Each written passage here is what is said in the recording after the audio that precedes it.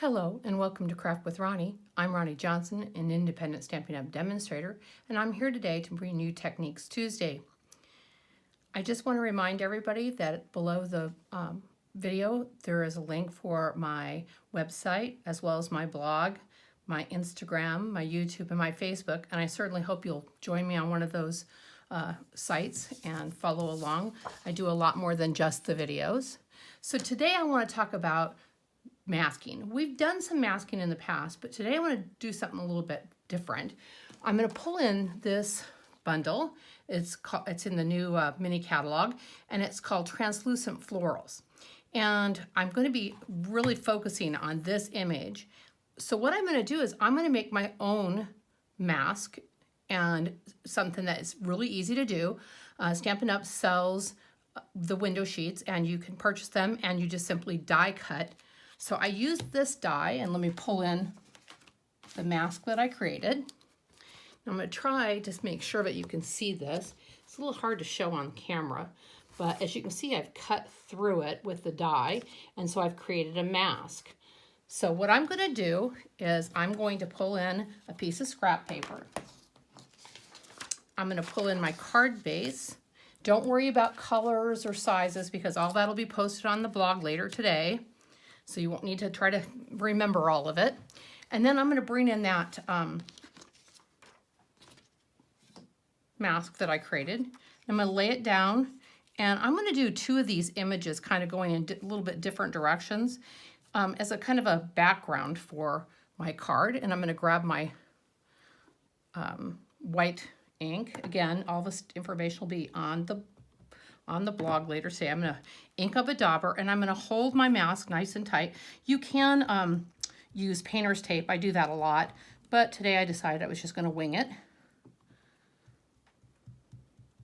And I'm just dabbing it on as light or dark as you want.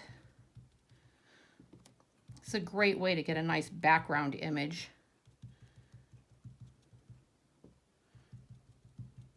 And I just like how the white works nice and easy. And it does stay wet for some time, so you can really kind of work it in.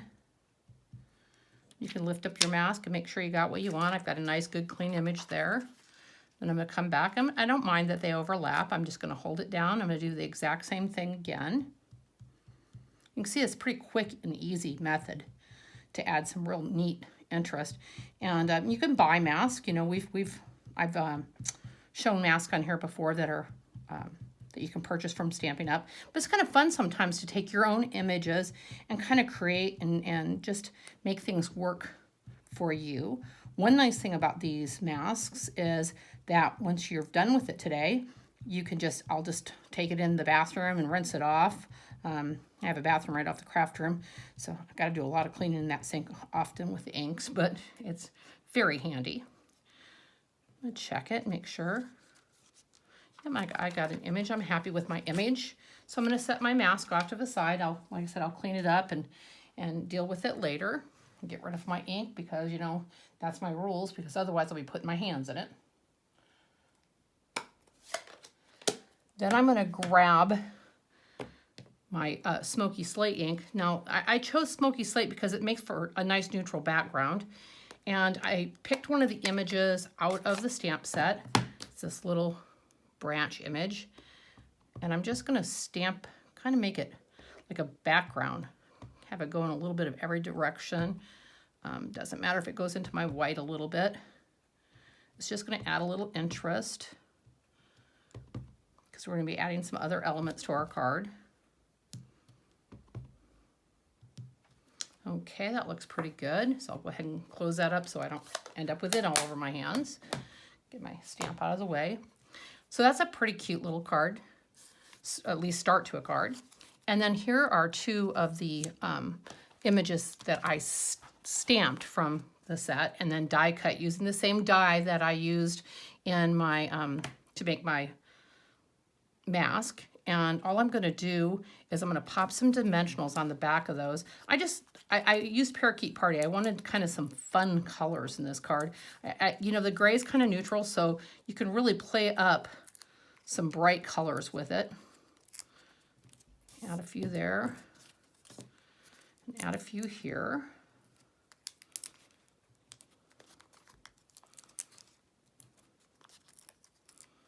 Okay, then I'm just going to pull the backs off.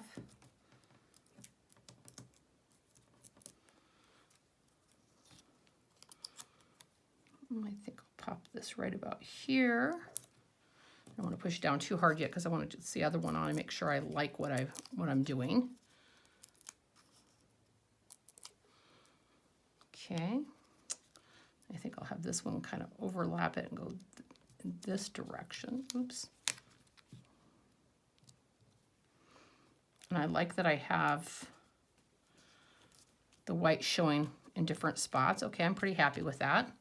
Now I need to add my sentiment, and I pre-stamped this. The sentiment is also out of a set, and I used the Stylish Shapes dies, and you've seen me use them on here numerous times. It's just, they're such a versatile group, little set of dies. So I'm going to put that here, but before I do, I thought it needed a little something behind it. I thought the card needed a little more bling. So I'm going to pull in some of this ribbon, and this ribbon is actually from a combination pack. There's three different ribbons in the pack.